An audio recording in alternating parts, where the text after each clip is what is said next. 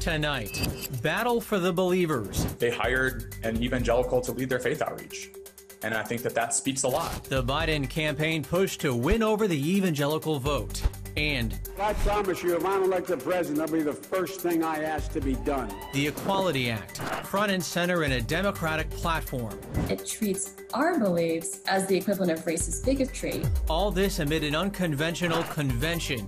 The Democratic National Convention goes virtual. Plus, the ballot crisis at the mailbox. Our elections are sacred. Why the Trump donor in charge of the Postal Service is caught in the middle. He wants to make the post office great again. All this and more on Faith Nation.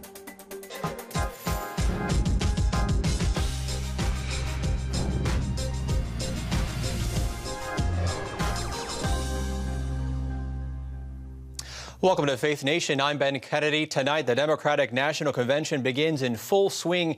Fighting for the faith vote is a priority of the Biden campaign, and the person spearheading that outreach spoke to CBN's Eric Phillips about the plans to pull in that evangelical vote. Josh Dixon is the National Faith Engagement Director for the Biden campaign. He believes Democrats have a story to tell between now and Election Day, one that he insists believers will buy. You see, they hired an evangelical to lead their faith outreach. And I think that speaks a lot. Josh Dixon grew up a believer in a conservative Republican household. Then came a major change when he switched political parties in his 20s. When I deeply examined what my values were and looked at the respective platforms and the respective ways in which the deep values, I would say, that our respective political parties prioritize, that's when I made the switch. As years passed, his political involvement grew. Dixon helped on Obama's 2020 re-election campaign, then worked for the administration. Now, as head of Believers for Biden, he's planning an effort with multiple objectives. One is ensuring that people of faith know they are valued and respected by this campaign. Two is ensuring that people of faith know we're asking for their votes. We're asking for them to support us, even if they haven't supported Democrats in the past. There's been a drought for way too long. We need to sing our freedom song. Regular events are being held online so the faithful can become familiar with the spiritual side of Biden and his campaign. I think that's been something that has been consistent for Vice President Biden throughout his entire career. He's been someone who has worn his faith on his sleeve. People need to understand him to understand whether he's someone for whom they could vote. Senator Chris Coons, a friend and ally of the former vice president for 30 years, also works with the Biden faith effort. I think if you don't know Joe as a man of faith, you don't really know him. But for many believers and evangelicals in particular, Biden's stance on abortion remains a deal breaker. We're a party and we're a campaign that doesn't take this issue or any issues lightly. I think it's clear that Vice President Biden is pro-choice. I think it's also clear that he's someone who really has a holistic view on his approach to maternal health and to women's health. It's not that they have such a fundamental disagreement with Joe on the gospel value. They may have a real disagreement over what are the actions government should be taking. The Biden camp maintains the major religious issue of this election is not abortion, but systematic racism brought to the forefront by the killing of George Floyd. It's been a resounding theme from diverse people across many faith backgrounds. Many major evangelical leaders have communicated that. And we're going to fight these systems that currently exist, that hold people down in very clear, intentionally systematic ways. Dixon says the addition of Kamala Harris to the ticket strengthens their team on this issue. She's the first Indian American and Black American woman elected to the U.S. Senate. She's a Howard University graduate. She's a soror. She is someone who has been just a champion for justice issues her entire career. And many folks in our community really, really connect with her and her story. We need healing. We need transformation. We need hope. And we need to start much of that journey by addressing systemic racism in our country. I come to declare to VP Joe Biden, to Senator Kamala Harris, This is your season. During this week's convention, there will be several events designed for the faith community. The campaign's attempt to make sure everyone feels like they have a seat at the table while hopefully securing their vote in November. Eric Phillips, CBN News. Thank you, Eric. For people of faith, another big concern is where the Democratic Party will stand on LGBTQ issues. Specifically, will the platform crush religious freedom and undermine the authority of parents? Senior National Affairs correspondent Heather Sells joins us now with more on that story. Heather? Ben, former Vice President Biden is comfortable talking about his own faith and his interest in healing the soul of America, but so far he's not talking about religious freedom, and that is what many people of faith do want to hear. Joe Biden has a deep Catholic faith and history that he regularly touts to potential voters. But if elected, his administration could easily silence and marginalize people of faith. Just last year, he made clear that the Equality Act would be his top priority as president. I promise you, if I'm elected president, that'll be the first thing I ask to be done. The Equality Act would add sexual orientation and gender identity to federal civil rights laws, with no exceptions for people of faith. It treats the people who believe that marriage is between a man and a woman, or that we're created male and female.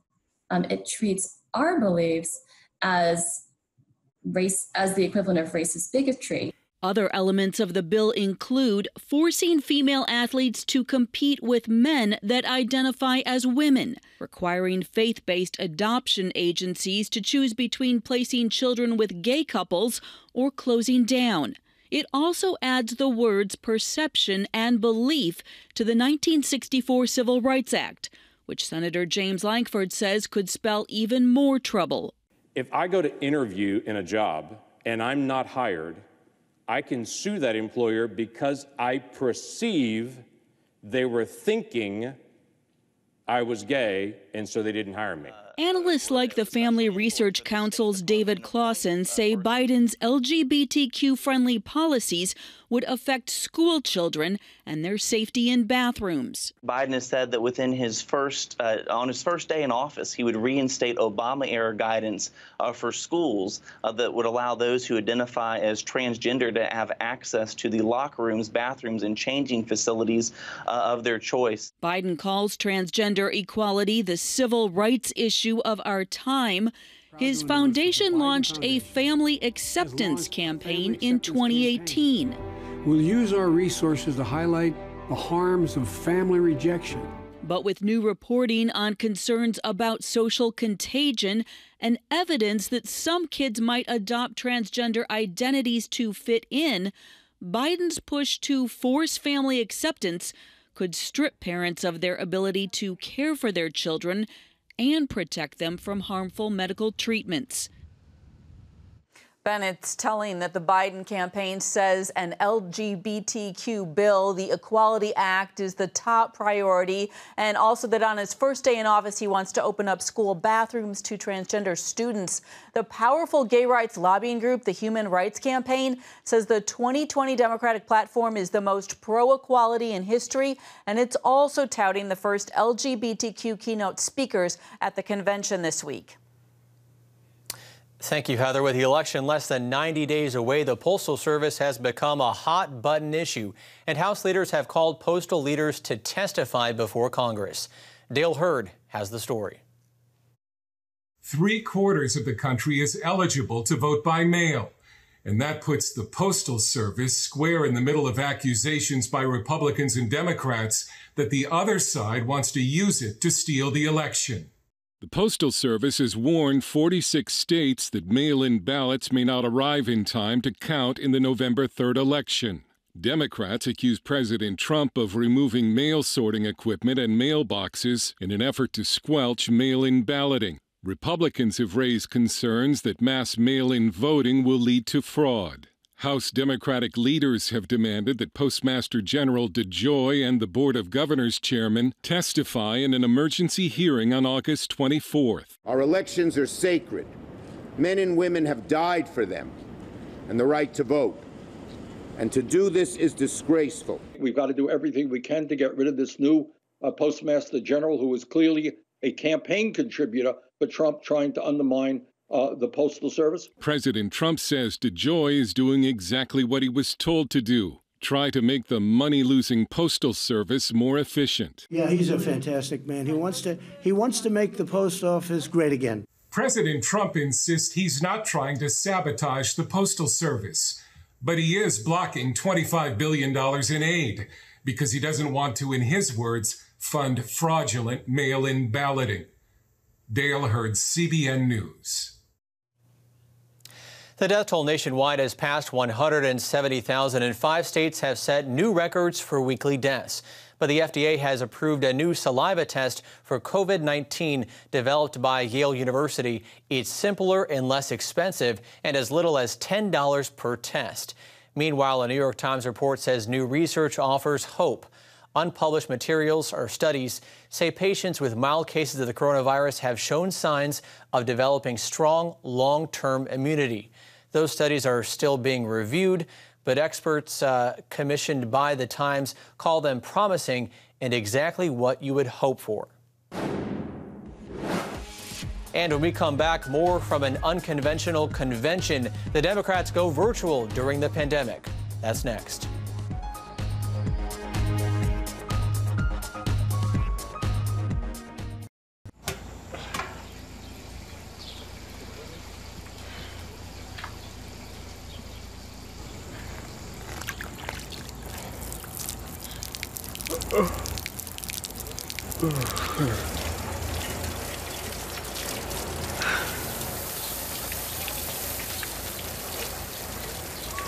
Life is better with a good night's sleep.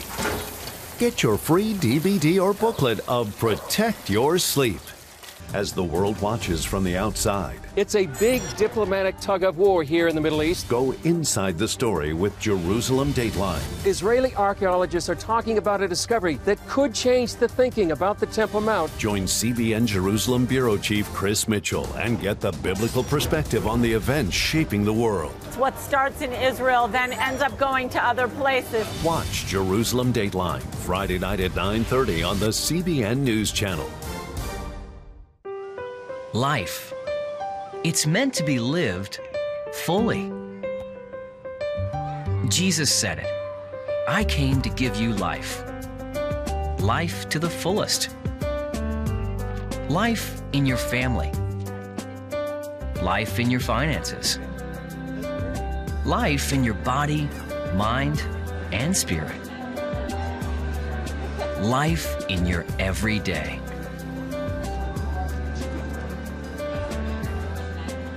At CBN.com, we're taking what Jesus said seriously. We're here to help you discover life. Life. Live it fully. CBN.com.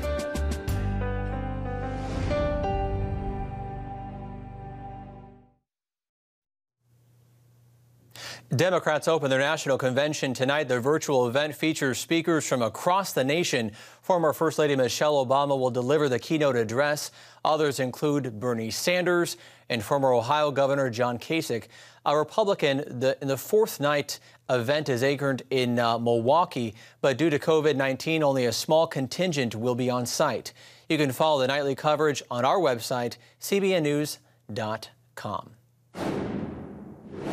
And here with us now is our chief political analyst, David Brody. Hi, David. Hey, Ben. How are you? Not too bad. So real quick, the Democrats are kicking off an unconventional convention. Conventions have been getting smaller and smaller, and for some time now, they've been largely symbolic. But have we ever seen anything like this? No, Ben. I mean, come on. I mean, we haven't seen anything like this. Matter of fact, I think I'm going to import some balloons into my living room and just start popping them on Thursday night so I can kind of feel like I'm at the convention. But look, in all seriousness, this is important. And what I mean by that is that we're going to wait for those viral moments to come out of the convention. Michelle Obama speaking tonight, Bernie Sanders as well, AOC speaking here, I believe on Wednesday. No, it's Tuesday night, actually. I'm getting them all confused. But she'll have 60 seconds. But I'll tell you what, in 60 seconds, the Trump campaign can make a few ads out of that, depending on what she says. So this is what we're going to look for. Not to mention, we'll see how much momentum the Democrats have coming out of this convention. Now, David, the president is counter-programming. We've been seeing many rallies outside Bedminster Golf Club. Today, outside Air Force One, is the president's strategy going to win over voters?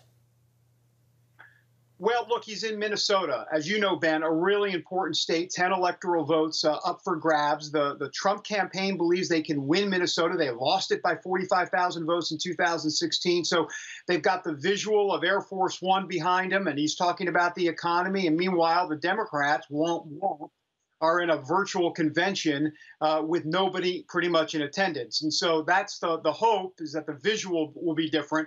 But not only that, Minnesota and Wisconsin, places the president is going to today, they believe that will be two very important stops in two very key states coming up in 2020. David, Biden skipped the Sunday talk shows ahead of the big DNC kickoff event. He did make time to talk to Cardi B. Is the Biden campaign strategy of laying low going to work this election? Well, this is the prevent defense. I mean, Ben, it doesn't take a rocket scientist. I mean, you're a smart guy. I mean, I'm relatively smart. It doesn't take two smart guys to figure out that this is like in football, right? You're up by 3 touchdowns. At least that's what the Biden campaign thinks, even though they'll never admit it publicly.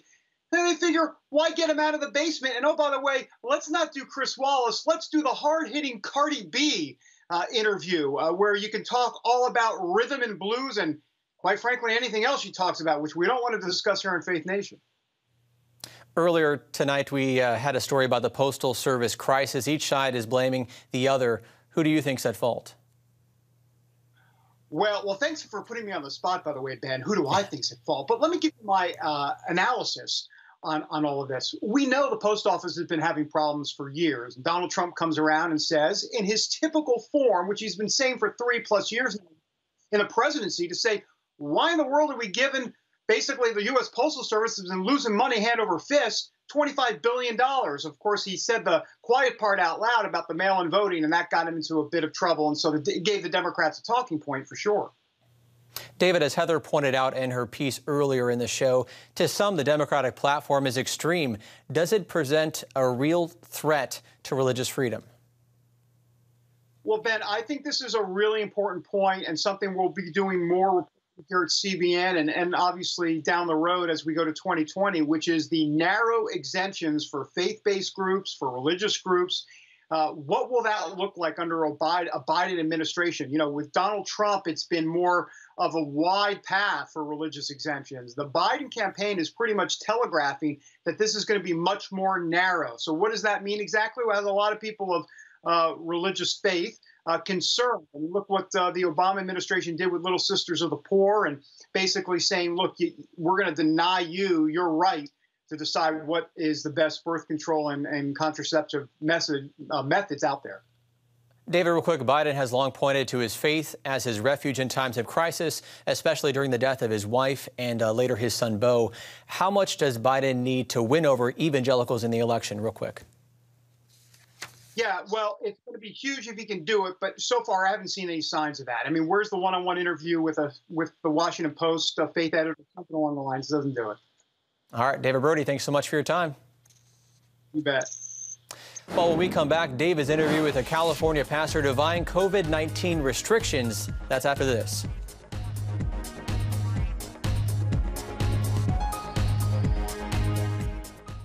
On October 1st, 1961, history was made when a tiny station began transmitting the first signals of the Christian Broadcasting Network. CBN, the Christian Broadcasting Network. And now, a new era has begun with the all-new CBN News Channel. Just moments ago, the Iron Dome intercepted an incoming rocket right on the Gaza border. And ministering in this area, spiritual warfare is definitely involved.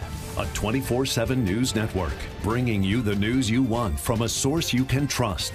In Kenya, 40% of the medical services are actually provided by these Christian hospitals. Let's talk about the economy. Believers here are joining together to win people to Jesus Christ. All your favorite shows now in one place. Go to CBNNewsChannel.com to find out how to get the CBN News Channel on your TV all day, every day. CBN News.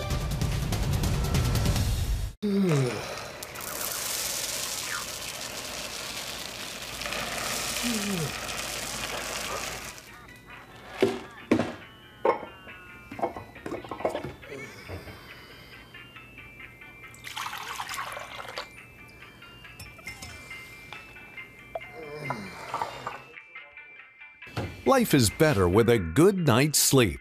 Get your free DVD or booklet of Protect Your Sleep today. Life. It's meant to be lived fully. Jesus said it. I came to give you life. Life to the fullest. Life in your family. Life in your finances. Life in your body, mind, and spirit. Life in your everyday. At CBN.com, we're taking what Jesus said seriously. We're here to help you discover life. Life. Live it fully. CBN.com. Grace Community Church members gathered to worship Sunday without the threat of legal action hovering over them. A judge ruled late Friday afternoon that Grace Community Church in Sun Valley, California can continue hosting indoor worship services and does not have to adhere to any attendance caps or bans on singing. California megachurch pastor John MacArthur filed a lawsuit against Democratic Governor Gavin Newsom and other state officials over ongoing restrictions for churches amid the coronavirus pandemic.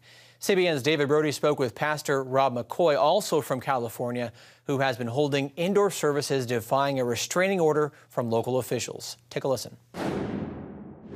You see this act of what you're doing as not just civil disobedience, but obedience to God in a way? I'm not being disobedient to anybody. I'm being obedient to God. Right. And the government is on his shoulders. And no government, no Caesar is greater than God. No government gets in the way of worshiping the one who created us. We're living on his dirt, breathing his air, drinking his water, and eating his food, and we're going to live by his rules.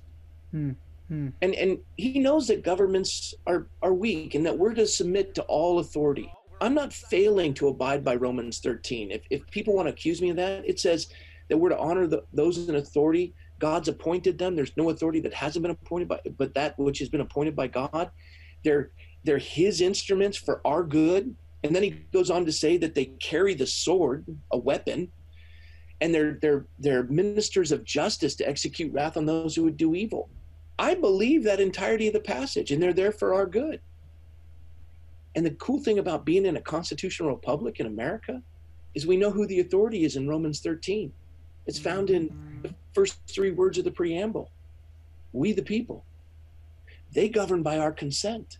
And they're bound by a constitution they're not permitted to violate. Sometimes it can be hard to judge someone's motive, obviously, but with Gavin Newsom, how nefarious is all of this in your view as to what we know the politics, we know his politics, we know the state of California. How concerned are you that the motive behind this has a nefarious nature to it? Well, I would encourage every pastor to serve in a civic position in some time in their life, because it helps you separate and understand that the gospel doesn't conflict with politics. What you come to realize is they're ideologically opposed to you, but you come to realize they're pretty cool people. And people aren't the enemy, they're the opportunity. And you contend in the public square for those ideas. But if you just back away and say politics is dirty and I don't do it, or I'm tired of voting for the lesser of two evils, that's lazy.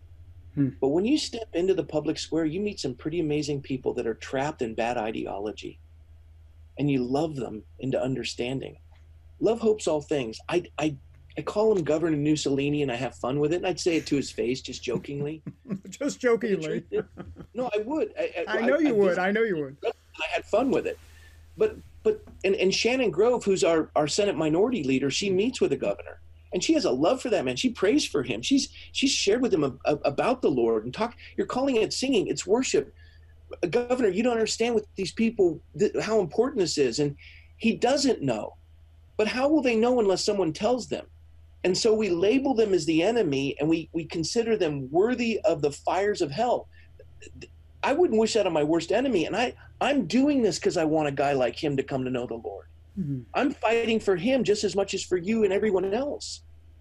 That's where a pastor is critical, because you don't start destroying people. Now, when they step over the line and they start using the sword they possess to suppress other people and hurt them, then you push back. But right now, I'm resisting with ideology.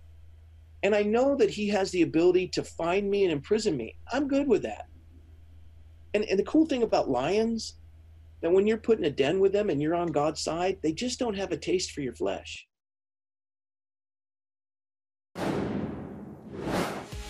And coming up, the blockbuster premiere that'll have you feeling nostalgic for the 90s. That's next.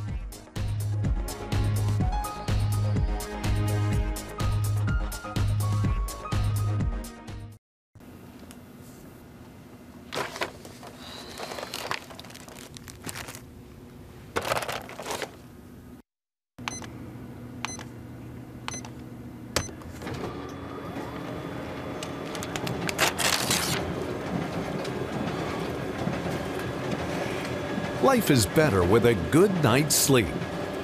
Get your free DVD or booklet of Protect Your Sleep today.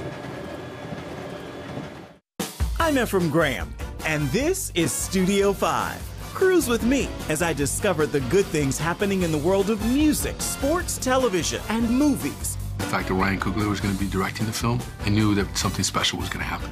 We'll chat with artists at the forefront of entertainment and explore the connection between popular culture and faith. I asked my pastor, I said, well, does that mean I'm supposed to be a preacher? He says, well, no, you already have a pulpit. Watch Studio 5 Wednesday night at 9:30.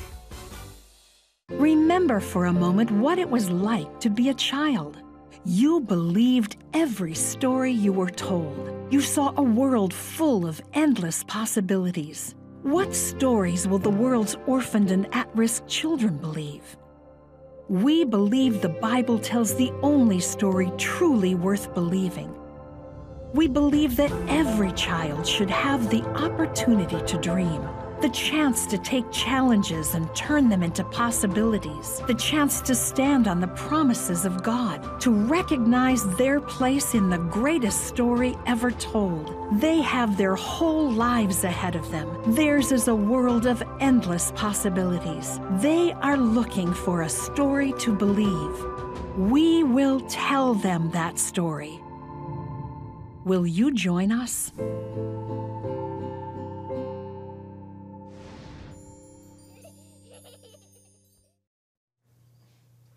Starting tonight, you can dust off your membership cards for a trip back to your favorite store in Bend, Oregon. We're talking about the last Blockbuster store in the U.S. has been turned into an Airbnb, and customers can watch any movie on the shelves during their stay for a little more than a price of a rental DVD nowadays. The owners decided to extend the life of the store by turning it into an Airbnb and allowing customers to walk through the time capsule for fun.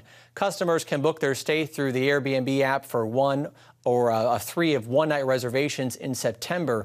And while renters are limited to a group of family members due to COVID restrictions, the nostalgic store offers an escape from reality like the old Friday night visits to the movie store. And that's going to do it for Faith Nation. See you tomorrow.